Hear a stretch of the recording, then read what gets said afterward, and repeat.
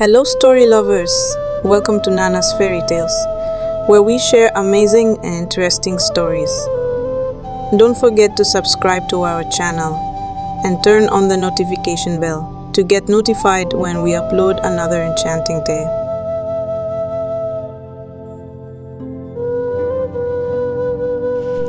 I'm sorry, ma'am, but her lungs are completely damaged.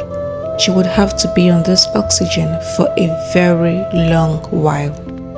We checked the pills found in her system too, and we realized that they were pregnancy termination pills.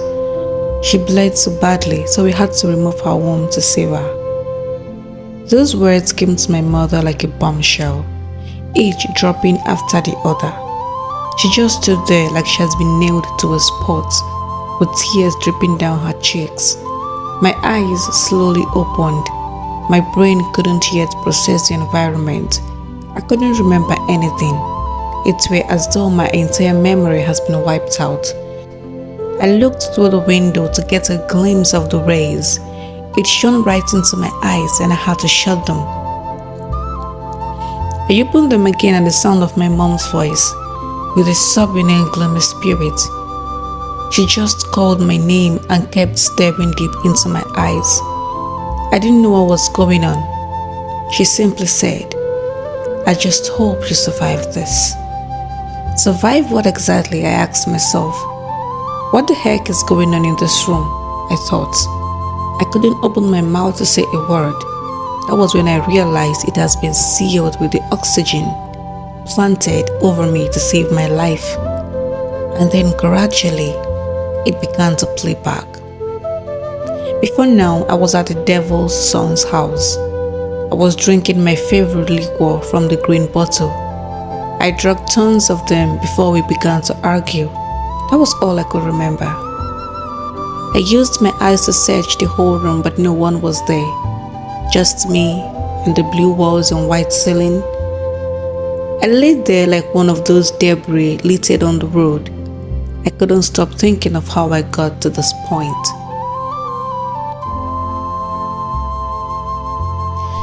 I used to be a little girl born into the church, following my father to church as early as 7 in the morning. Sunday mornings are exciting ones for me. I carry my tiny Bible and run after my father, dressed in my skirt and blouse with long socks and black shoe and a finely tied head tie covering my both ears.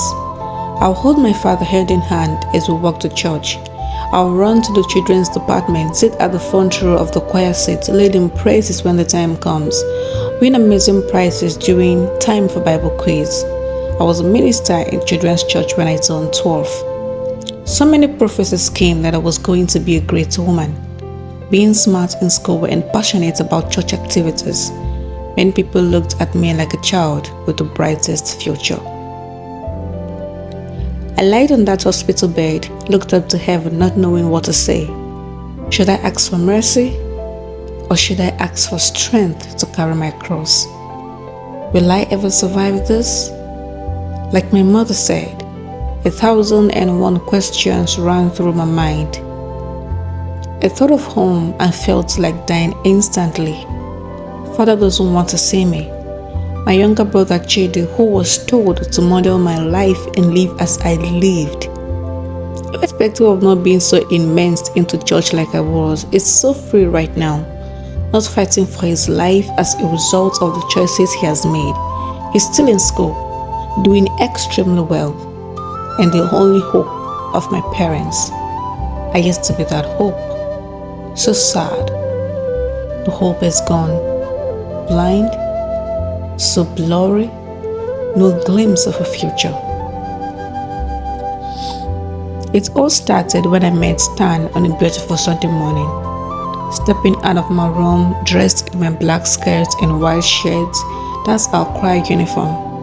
I saw him smilingly coming towards me like someone sent to you with a clear mission to blind you with a life that isn't real and then break you beyond repair afterwards. I shouldn't have listened to him.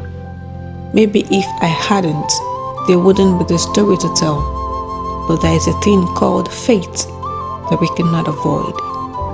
I stood there to listen to what he had to say. It's in my tradition to listen to guys say all they've got to say to me, then end the conversation with, "I'm not interested." That's what my mother taught me. But I just couldn't do it to Stan. He's the spec I've always fantasized about. Tall, dark, soft, handsome, cute, nice haircut, with a smile that really makes you wanna eat him up. How can a cute guy like this be talking to you and you wouldn't listen? I said to myself. Why wouldn't I be interested? I listened to him propose a date. I accepted. We exchanged numbers, and I continued my walk to church, humming my favorite hymn, Amazing Grace. That Sunday was a different one. A tiny little voice in me wasn't okay with the date I had planned with Stan, but the other voices wanted me to leave my shell and give the other side of life a try. I've tried it and been trying it, and all I could give right now is hisses, deep sighs, thoughts, regrets, sweats, blood, and pain. Have you ever heard that when temptation comes to rip you off, it comes in the finest forms? That's the true definition of Stan. The dates went smoothly and Stan and I became a thing. I go to his lodge often, cook and eat with him. Having a harmless boyfriend isn't bad after all. They lied to us in church. This was my thought until Stan began to give me a bottle to sip from one night.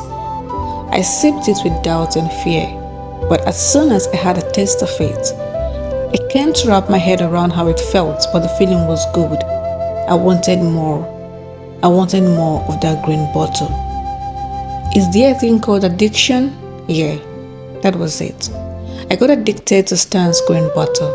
Each time I take it, my libido increases to a very high extent and I would make out with Stan.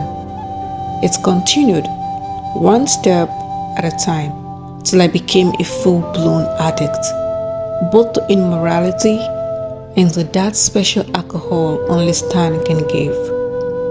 What does he put in that drink? I'm yet to find out. When the devil wants to finish you, he comes like a beautiful temptation. And when you fall for it, he finishes you completely. This is my story. It's time for your injection. The voice of the nurse interrupted my thoughts. I turned to take the injection, immune to pain, cause what shade and side of pain have I not seen? Both the one that pierces the heart and the one that rips the soul and the body. I'll tell you everything. I'll pound down all my pains and sorrows and scream them aloud. But for now, let me rest my eyes. I'll continue to tell you this story of stolen glory, tale of shame, betrayal, loss, and pain. But that'll be next time.